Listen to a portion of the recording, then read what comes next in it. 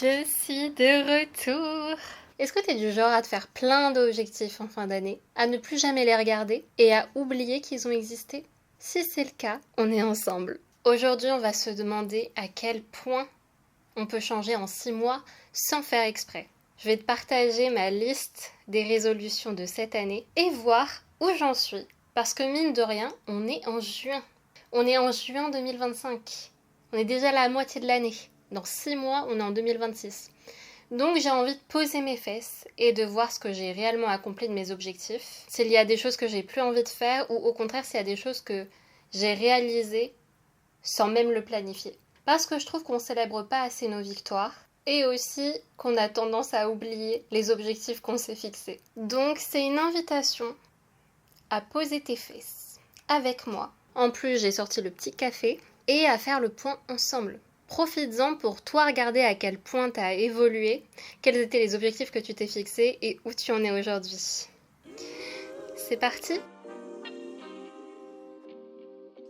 Bienvenue dans Art Thérapie, le podcast où on reprend le contrôle de sa vie. Je m'appelle Mira et aujourd'hui on attaque le 4e épisode de mon challenge anti-procrastination où je devais réaliser un podcast par jour pendant 7 jours. J'avoue que je ne l'ai pas trop respecté parce que j'ai été très irréaliste, on va pas se mentir. Promis, j'ai vraiment essayé, j'ai pas du tout procrastiné, mais en réalité ce qui s'est passé, c'est que je suis quelqu'un de très perfectionniste et assez anxieuse. Donc la plupart des épisodes, en fait tous les épisodes d'avant, je les ai trop préparés, je les ai trop pensés. J'ai tourné trop longtemps, les montages étaient aussi trop millimétrés et donc j'ai perdu énormément de temps. Et en plus de ça, j'ai pas forcément apprécié le processus. C'était assez difficile pour moi quand je faisais montage vidéo, de voir à quel point je souffrais de filmer, tellement je me bridais, je me censurais parce que j'avais trop cadré et trop préparé. Donc là, j'ai envie de reprendre le naturel et j'ai aussi envie de parler d'un sujet plus léger. Je trouve que les épisodes que j'ai faits avant étaient très intéressants et très importants, mais voilà, j'aimerais aussi dégager une énergie plus positive qui me ressemble. On part sur un épisode léger mais important. De toute manière, je pense que le dernier épisode de la série, je ferai le point sur ce défi, sur tout ce que j'ai appris, sur tout ce que ça a révélé de moi. Et donc, si ça t'intéresse, oublie pas de t'abonner, que ce soit sur YouTube ou sur les plateformes d'écoute. Rentrons dans le vif du sujet. Je sors mon iPad, que je sors une fois toutes les nuits de pleine lune. C'est là où je fais mes objectifs. D'ailleurs, je vais te les afficher un par un pour garder un peu de suspense. Moi, j'ai l'habitude de catégoriser par catégorie. Oui, merci Mira. Alors déjà, il faut savoir que moi, mes objectifs de l'année, je les mets constamment en fond d'écran de mon ordinateur, mais je ne les regarde quand même pas. Je sais pas si c'est moi qui suis dans le déni, mais c'est invisible. Donc, même si c'est sur mon fond d'écran, je redécouvre tout ça. J'ai peur. Bon, déjà, avant de regarder, je vais te montrer quel était mon mood board. On va comparer mes deux mood boards de l'année 2024 et de l'année 2025. Année 2024, je te montre. Pour être tout à fait honnête, je l'ai défoncé. Non, pour être tout à fait honnête, je l'ai réussi. En fait, l'année dernière, il s'est passé la même chose. Je ne regardais pas du tout mes objectifs et pas du tout mon mood board, mais progressivement, j'ai réussi à atteindre les choses que je m'étais dites de faire. Donc, si je te synthétise, l'année dernière, j'ai commencé la création de contenu. En plus, c'était de la création de contenu qui était sur l'art. Donc, je dessinais, je faisais de la culture. Donc, je me suis un peu rapprochée des choses que j'avais mis en image. Et puis, j'ai fait plus d'activités manuelles. Je suis partie à Bali. J'ai à peu près respecter les choses que j'avais en tête pour moi.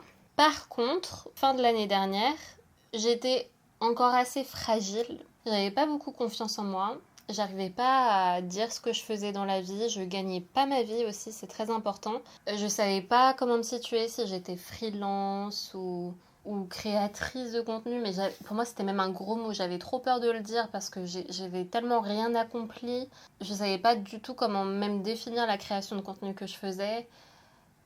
Je redoutais, je me souviens, je suis allée à un mariage, je redoutais ce mariage parce que j'avais trop peur qu'on me pose des questions de qu'est-ce que tu fais dans la vie. En vrai, j'étais un peu paumée toute l'année et je me suis réconciliée l'année dernière avec le concept de routine, donc j'ai commencé à aimer les routines. Par contre, fin de l'année dernière, je maîtrisais pas encore ce qu'était une bonne routine pour moi et j'ai un sentiment très négatif quand je pense à moi de la fin de l'année dernière, un peu morose, déprimée, perdue. Et en France pendant les 6 derniers mois de l'année et j'étais censée partir en Thaïlande début de cette année. Voilà, c'est un peu le contexte, sachant que j'ai fait mes objectifs 2025 en fin janvier seulement, parce que j'avais pas eu le temps avant. Ah oui, et grosse chose qui s'était passée aussi, fin de l'année dernière, j'ai commencé à avoir des demandes clients freelance sur des projets de design très spécifiques. Et donc j'ai commencé un tout petit peu à gagner ma vie avec ça. Mais à ce moment-là, comme je le disais, j'étais vraiment pas dans l'optique d'être freelance. J'arrivais même pas à me définir comme ça. C'était vraiment de l'argent d'appoint qui... Enfin, c'était 300 €, 60 € par-ci par-là. En plus, je me sous-évaluais. Je faisais des prestations hyper quali, mais à prix réduit parce que j'avais pas du tout confiance en moi. Immense syndrome de l'imposteur, comme j'ai jamais fait d'école de design ou de trucs comme ça et que c'est vraiment autodidacte. Donc ouais, on va dire qu'il y avait un signal positif fin de l'année dernière, mais c'était pas vraiment ce que je voulais faire dans tous les cas de ma vie. Et je partais très loin niveau mindset, confiance en soi. Du coup, fin janvier 2025, je fais mon mood board. Je vais te montrer mon mood board en images. Moi, ce que je voulais vraiment dégager, et en plus je l'ai dit dans ma vidéo Nouveau départ à 25 ans, c'est devenir une femme puissante, inspirante, intelligente, cultivée. J'avais vraiment envie de construire une communauté de femmes et pour l'instant, j'arrive pas à le faire, mais j'ai envie de créer un univers cinématographique ou artistique très fort, très puissant, assez introspectif mais féminin, mature, avec une aura assez sensuelle et j'ai envie d'être moi-même et j'ai envie d'incarner une femme avec un grand F. Parce que j'ai l'impression que quand je danse, je me sens tellement libre et tellement confiante. J'ai envie d'être cette version de moi tout le temps. Donc voilà. De toute façon, je pense que mon moodboard parle de lui-même. Maintenant, allons dans le dur. Il y a plusieurs catégories. Pro, lifestyle, couple. Ah, ça va être privé, apprentissage, perso, santé. Commençons par professionnel. Premier objectif professionnel. Aïe, aïe, aïe. Organiser ma première retraite créative. Qu'est-ce que c'est qu'une retraite créative? En fait, j'ai eu cette vocation. Je sais pas d'où ça vient. Mais je me suis dit qu'il fallait que j'ai un objectif dans ce que je faisais. Comme je le disais, j'étais tellement perdue. J'arrivais tellement pas à me définir à où j'en étais et où j'allais que je me suis dit, il me faut quelque chose qui m'excite, qui me fasse plaisir, un vrai but. J'ai eu vraiment cette solitude pendant l'année dernière, mais même plus longtemps. En fait, je voulais juste créer une safe place pour les femmes comme moi. Ce petit voyage qui permettrait à plein de femmes différentes, avec des histoires différentes, de se rencontrer, se sentir elles-mêmes bien plus qu'avec leur entourage, créer en échangeant, en créant des liens, en se faisant des amis qui nous ressemblent, dans la nature, en se reconnectant avec nous-mêmes. Voilà, en fait, je voulais créer cette ambiance, cet univers où des femmes peuvent y aller en toute sérénité, toute bienveillance, se sentir transformées en sortant de là, se sentir joyeuses, reconnectées à elles-mêmes et reconnectées avec leur créativité en ayant rencontré plein de nouvelles personnes et transformer la tristesse en sourire. Voilà, beau projet. Et je n'ai rien fait dessus. En fait, je sais que j'ai envie de faire ça à 100%. Enfin, j'ai trop hâte. Je suis limite émue, rien qu'en y pensant au jour où j'arriverai à créer ce... Je sais même pas comment nommer ce séminaire. Enfin, c'est... cette retraite.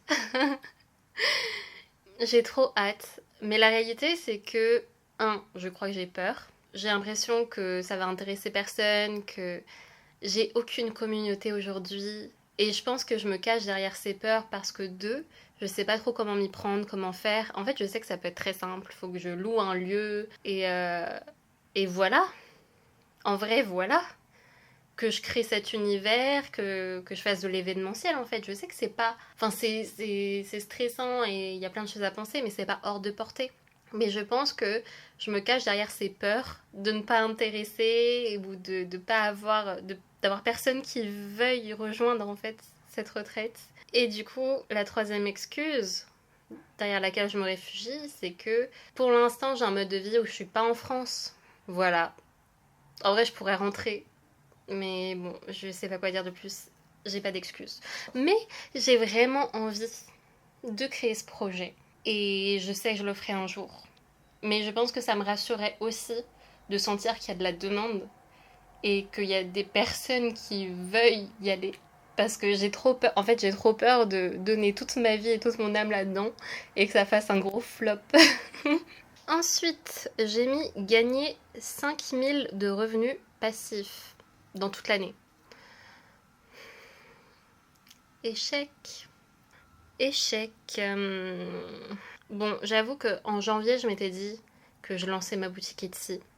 En février, je me suis dit que je lançais ma boutique Etsy. En mars, je me suis dit que je lançais... Bon. Mais peut-être que ce mois-ci, je le ferai. Non, en vrai, je prépare une vidéo à ce sujet. Ça a été plus long que prévu parce que j'ai toujours 1000 projets à la fois. Beaucoup d'excuses que je me donne. Et puis peut-être que comme tout, en fait, je cherchais la réponse et la solution parfaite. De base, je voulais faire des produits digitaux, mais je savais pas exactement ce que je voulais faire parce que j'ai pas envie de faire des produits digitaux pour faire des produits digitaux. Mais j'ai une petite révélation cette semaine d'ailleurs. Et tu la verras dans ma vidéo dédiée à ce sujet, qui sortira quand je sortirai ma boutique Etsy. Donc je ne sais pas quand tu la verras. Un jour peut-être. Passer super malteur. Bon, moi je suis freelance sur Malte. Malte, si tu connais pas, c'est une plateforme de freelance comme Fiverr, etc. C'est une plateforme où il y a des statuts qui sont assez difficiles à atteindre. C'est le niveau super malteur. Alors ça, je vais te dire, c'est incroyable. J'ai défoncé. Je sais pas quoi dire. Tout déchiré. Je sais pas comment dire. J'ai atteint cet objectif, mais je l'ai même placardé. Quand je me suis dit que je voulais passer super malteur, faut savoir que je ne gagnais absolument pas ma vie. 0 pesos. Et que j'étais rien ni personne sur Malte. Alors à la fin, quand même, je vais te dire, en décembre, j'avais signé avec le culot pour 3000 € pour une mission. Et je pense que ça a été le début d'un engrenage hyper positif où après, j'ai commencé à avoir de plus en plus de demandes. Donc c'est ton signe de dépasser le syndrome de l'imposteur et même pas de le dépasser, de faire avec. Faut être audacieux dans la vie. S'il y a des gens qui veulent faire appel à toi, ne dis pas non parce que tu n'oses pas. Tu dis oui et en plus tu prices cher parce que t'es super doué. Et généralement, on est beaucoup trop dur avec nous-mêmes. J'ai eu quand même beaucoup de culot parce que je suis partie en Thaïlande avec, je crois que je l'avais déjà dit, 4000 € sur mon compte. C'était tout ce qui me restait. Et 0 source de revenus. Je gagnais ma vie avec rien. Donc, cette décision m'a permis de me mettre un gros coup de pied aux fesses. Fin janvier, j'ai optimisé mon profil et j'ai plus eu peur de me nicher. Parce que c'était quelque chose que je me refusais de faire, parce que je savais absolument pas ce que je voulais faire, et donc je voulais pas me fermer des portes. Et là, j'avais besoin de sous. Donc, je me suis nichée dans la cible et dans le type de mission en une semaine. J'ai plus les chiffres exacts. Mais dis-toi que ça faisait 3 ans que j'étais sur Malte. En 3 ans, j'ai dû avoir 6 demandes et j'ai signé 2 clients. C'est quoi, je vais te sortir les chiffres parce que c'est trop beau. En une semaine, j'ai eu 1, 2, 3, 4, 5, 6. 6 demandes. Et j'en ai signé 1, 2, 3. Et faut être honnête, je me priçais encore un peu bas. Mais c'était correct. C'était correct. Et surtout, le fait de me mettre en danger comme ça, je n'avais plus le choix. J'avais plus le choix que de gagner ma vie, d'arrêter de me poser 1000 questions. Et ça a marché.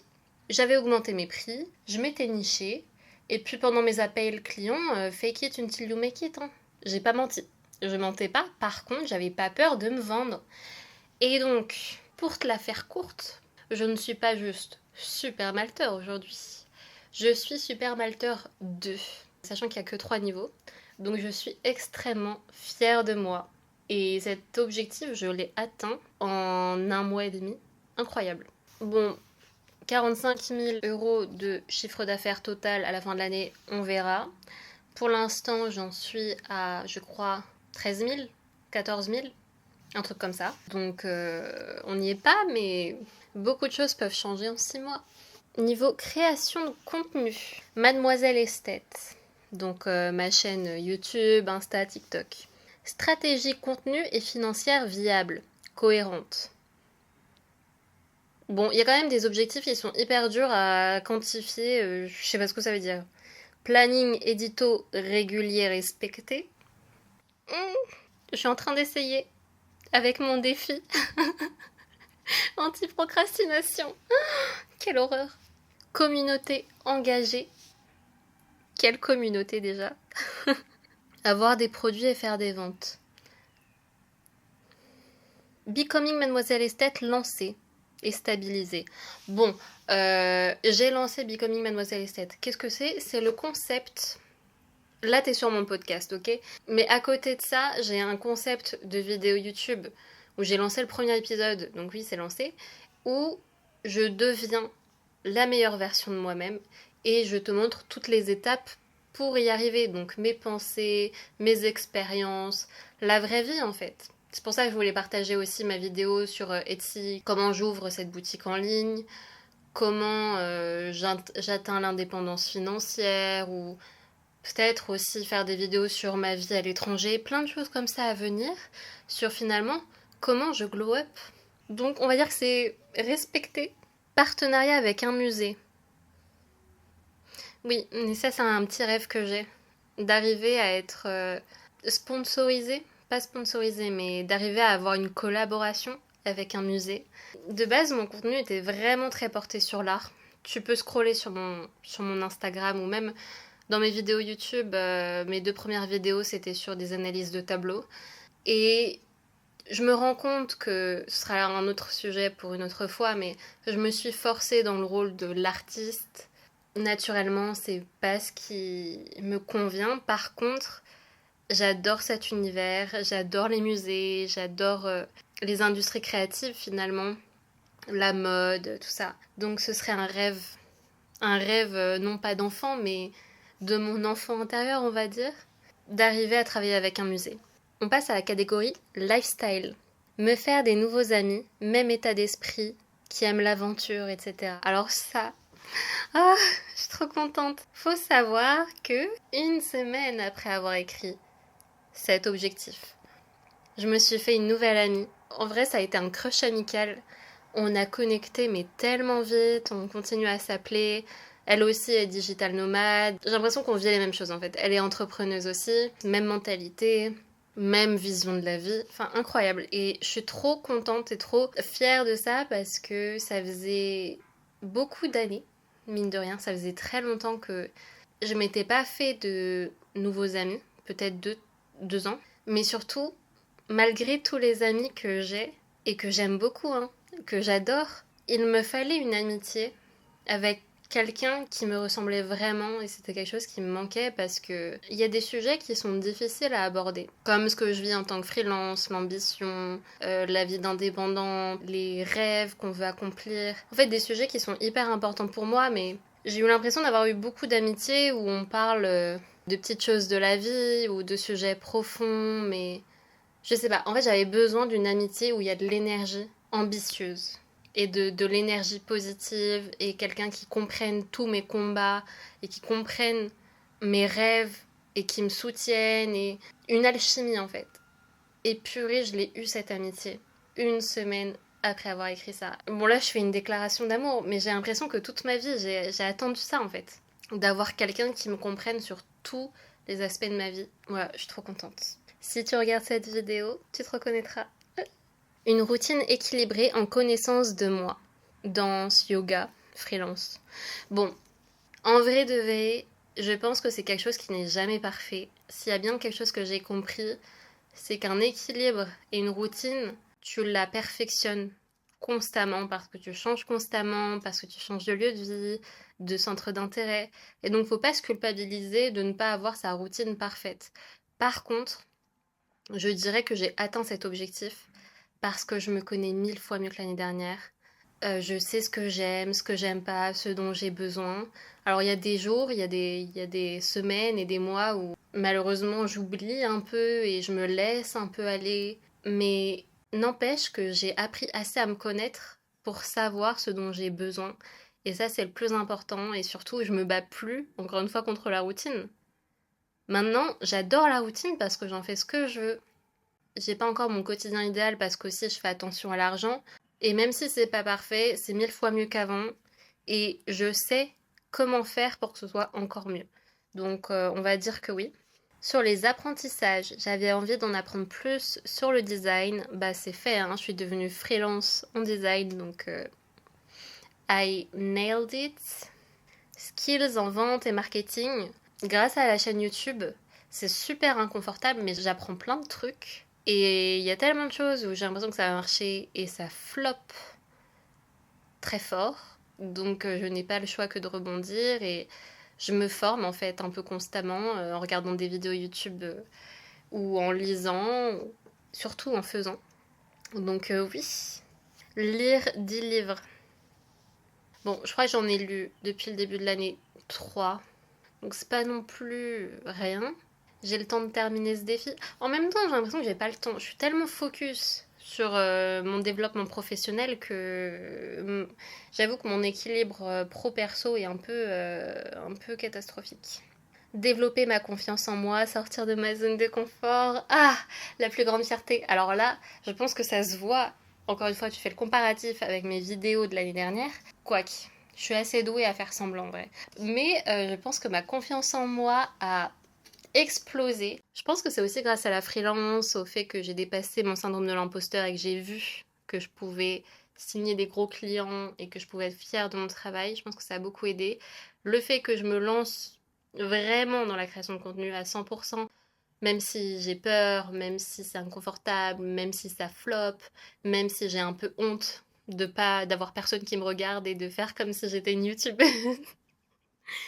Bah, ça me permet de prendre confiance en moi parce que j'accorde de moins en moins d'importance au regard des autres. Surtout, j'ai une direction de vie de plus en plus claire grâce aux actions que je pose.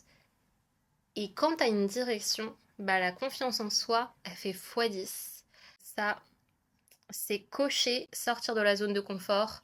Je crois que je l'ai fait, encore une fois, avec la freelance et la création de contenu. Moi, j'étais le type de personne, sur mon compte perso, à avoir 5 posts et à ne jamais mettre de story. Donc j'ai bien sorti de ma zone de confort. En plus, je déteste parler de moi, je déteste parler de ma vie, je déteste me présenter. En défi perso, j'ai mis première prestation de danse rémunérée. Alors ça, ce serait un petit rêve, ça m'est venu comme ça. Je kifferais être payée en tant que danseuse professionnelle. En fait, pendant très longtemps dans ma vie, je me suis dit que j'étais nulle en danse, alors que j'adorais ça. En vrai, c'est faux. C'est faux. Et ça venait d'un manque de confiance en moi et aussi je me bridais dans mon propre potentiel. Je ne l'exploitais pas parce que je me disais que de toute manière c'était peine perdue. À Bali, je me suis vachement développée niveau danse et j'ai vu que en ayant confiance en moi et en allant régulièrement à la danse, ça changeait tout. Et juste, je me suis dit, bah c'est possible. En fait, c'est possible. Je peux.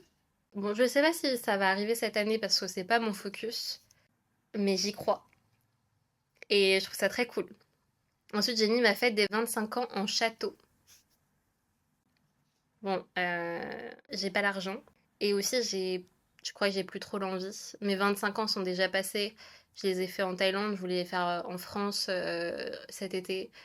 Mais j'ai la flemme en fait. Et niveau santé, méditer les matins et les soirs. Bon, je le fais pas. Voilà, c'était le dernier objectif. Je trouve que ce genre d'objectif est un peu problématique parce que c'est pas. Il suffit que tu le fasses pas une fois dans l'année et ça y est, c'est terminé en fait. T'as déjà raté. On a fait le tour. Bon alors, comment je me sens après avoir lu tout ça? Malgré les échecs et les trucs que j'ai pas réalisés, ça me met dans une super énergie. En vrai, je suis touchée. Je suis touchée reconnecter avec la moi du passé qui a eu des attentes pour la moi de maintenant et la moi du futur. Et il y a des choses, en vrai, sans faire exprès, que j'ai accomplies très rapidement, juste en me faisant confiance. En fait, le fil conducteur de tout ce que j'ai accompli, c'est la confiance en moi. À partir du moment où j'ai pris confiance en moi, il y a plein de belles choses qui se sont passées.